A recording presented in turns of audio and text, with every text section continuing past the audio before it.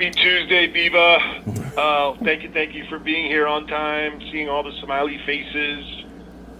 We are super excited today. Again, we have Mr. Wes Hall back with us today to have a conversation around the important work that we do around engaging our kids to become those critical thinkers that we know they all are. And so we couldn't be more happy, Mr. Hall, to have you back.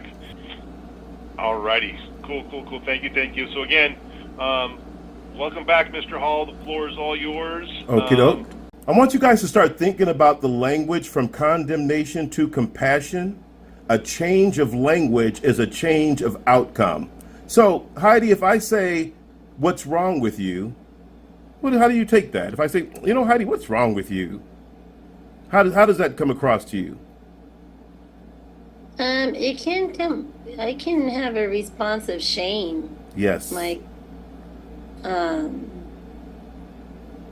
I'm the problem. Okay, watch this. You're so on it. Because that I'm the problem. Something's wrong with me. Wes, what is wrong with you? Now, if I say, well, what happened? What happened, Heidi? What does that indicate? What does that do?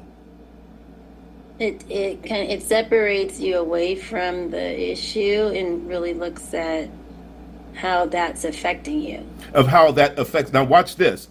From what's wrong with you equals choice. If I say, Heidi, what's wrong with you? That means that you're making a choice that this is the behavior you want to show. But if I say what happened to you, then now all of a sudden I go from condemnation to compassion. Everybody follow that? You want to be able to go from condemnation to compassion. You want to put your empathy hat on. Listen actively. I saw that in the chat as well.